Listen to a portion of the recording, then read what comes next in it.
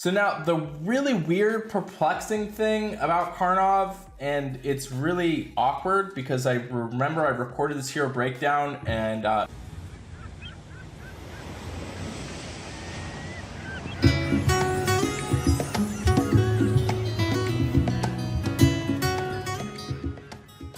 thanks so much for checking out the channel. Today we're doing a brand new hero breakdown on Karnov. Is it just me, or does this guy look like a Street Fighter? You gotta let me know. Who does he look like? Somebody from Street Fighter, I don't know his name. Let me know in the comments.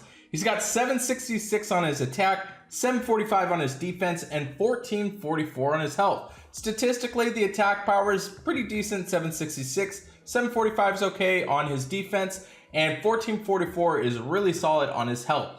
He is running at slow speed. He is part of the events, the League of Villains, which means he gives you a bonus between 2-3 heroes. You get anywhere between 5% or 15% chance to heal 10% or 30% of the dealt damage when attacking an enemy. As far as his hero special goes, he deals 290% damage to all enemies. It alters the power of all dark shields on the board. When attacking hero casts a special, the shield becomes enhanced with a plus 64% attack, and when the defending hero casts the special, the shield becomes weakened by minus 57% attack. All holy allies get minus 24% mana generation for 3 turns. This effect cannot be cleansed. Welcome to Gemstone Legends, new team-based RPG game with unique match 3 mechanics. Prove your tactic skills with the new match 3 mechanics that you have never seen. Explore the map and discover powerful artifacts. Upgrade your heroes even from 1 star to 6 stars. Unleash the power of legendary dragons.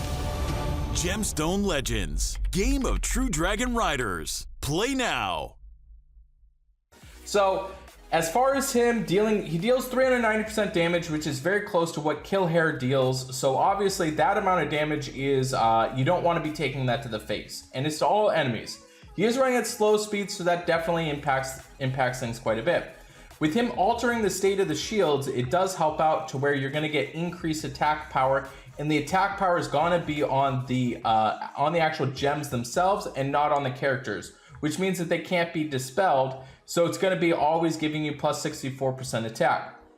And then they become weakened if he's on defense. Any purple heroes, after he goes off, they're going to be drastically reduced in terms of the amount of damage that the tiles actually deal back to Karnov's team.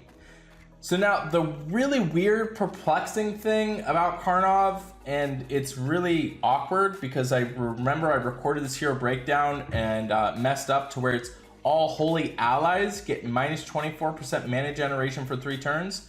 This effect can't be cleansed. It makes no sense. I think they should have just flipped it around and made it all enemies. So if you're using Karnov, probably don't recommend bringing yellow dudes with you. I'm still trying to figure out why they would include that part of his hero special, because it's not like he's broken. He's not broken at dealing 290% damage and increasing the shields because he's running at slow speed. So I literally don't understand why they put this on it, but just the whole thing of it is if you're using him on your defense, you probably don't want to use yellow, and if you're using on an offense, you probably don't want to bring yellow with him. That's just how it is. Really weird. He is a monk class hero, which I do like that ability, the fact to be able to kind of like dodge potentially out of stuff. So that is kind of relevant for sure. If you're looking to throw some emblems on him, I would probably recommend going the attack route for sure. You want to hammer in the attack because his big draw is the fact that he's going to be dealing damage to all enemies. He already has a sufficient enough health, so probably attack, defense, and then health is the route you're going to want to go. We take a look at what he does against a Titan. He is going to get an A+, obviously being the fact that it allows you to have the increased tile damage on your shields being in purple. So this is the only character that increases the attack power on shields, and they're at 64%. So this is going to fill into the position of the attack increase character on your Titan teams. So very solid there. It's pretty amazing. You're going to be able to deal a lot of damage on Titans, being able to increase the attack, and not to mention if you throw some emblems on him, it'll help him out quite a bit too. So he's going to get the A+, being that he has that very unique ability against the yellow Titans. So, but that's pretty much it. You're only going to be using him against yellow Titans. We take a look at him offensively. He is going to get a B+ grade there. I think there is some utility for him. Maybe a little bit undervalued, the 290% damage to all enemies, but I don't like the fact that we've got other characters that are already released that are doing similar amounts of damage at just slower speeds. When you take a look at what Ursenia and like Killhair do, I think that they're a little bit more relevant. And even characters like Tibertus Costume that are just hitting everybody and giving everybody defensive down for a sizable amount of damage. I think that that's relevant. I just don't like the fact that he's at slow speed, but it's not end of the world. I think that obviously you compare him. Now he might do really well on offenses though, because you're gonna have all those other layers that are gonna go off. So something that really helps out is the sequencing in which you want characters to go off. For instance, you have Guardian Panther running at fast speed, and then you have Tibertus Costume going at average speed, and then you have Karnov going at slow speed. So the progression there really helps you out. What I don't like though is that you have a slow speed hero that is reliant on also after his hero special goes off that you want purple gems on the board. So obviously it takes a bit more to cast a slow hero, and you're gonna have depleted amount of gems that are on the board, so you're not gonna be able to utilize it as much. So I think that there are definitely some pros and cons. He's definitely not bad, but I think that there are just some better characters out. So he's gonna get the B+ grade there. Definitely close to an A-.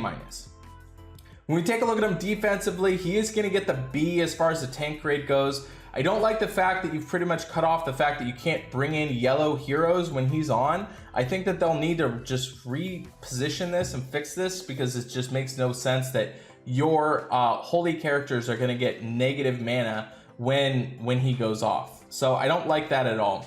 But he does have a decent amount of health, and you're not gonna really want him to go off, so that's for sure. Maybe that goes into a B+. It is still a lot of damage. I think that there are better characters.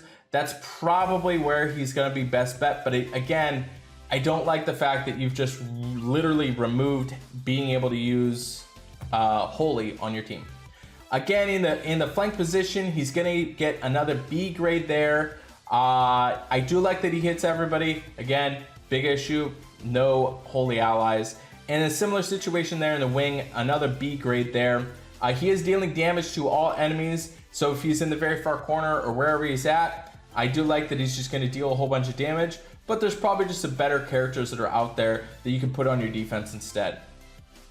We take a look at his weekly raid grade. He is going to get an A+ on rush attack. Obviously now with him running at very fast speed, you are messing up their situation. If he's on defense, making it so purple is going to be really, really impacting them. And then also if he's on offense, you just got a whole bunch of attack power increase. So I do like him quite a bit on rush attack. 290 to all enemies is really, really solid for sure. And he pairs with like everybody and will just deal a whole bunch of damage.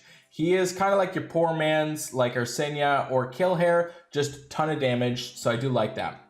And on buff, he is going to get a B+ grade there. I do like that he is putting a situation to where whether or not he's on offense or defense, he's going to be impacting the attack power, because they are going to be increasing or decreasing with him. So that is helpful, but again, watch your holy allies. And then on Bloody Battle, with him just dealing a whole bunch of damage, I don't like the fact that he's running at slow speed, so that definitely goes against him, but he's still just dealing a ton of damage at 290%. So he is gonna get an overall grade of a B+. His usage on the Titan is really, really going to help him out quite a bit. You're gonna have to kind of build around a team of not including holy allies if you're using them on offense or defense. But other than that, he's an okay hero. I do love him on Titans. He's a very important hero on Titans. But beyond that, I think that there are a little bit better options. So let me know in the comments. Make sure you let me know which Street Fighter or whatever character it is. It looks very similar. Or maybe the evil version. I don't know, it's actually really bugging me. Let me know in the comments. I really, really appreciate all the support. Make sure you subscribe to the channel and turn those notifications on, and I'll see you on the next video.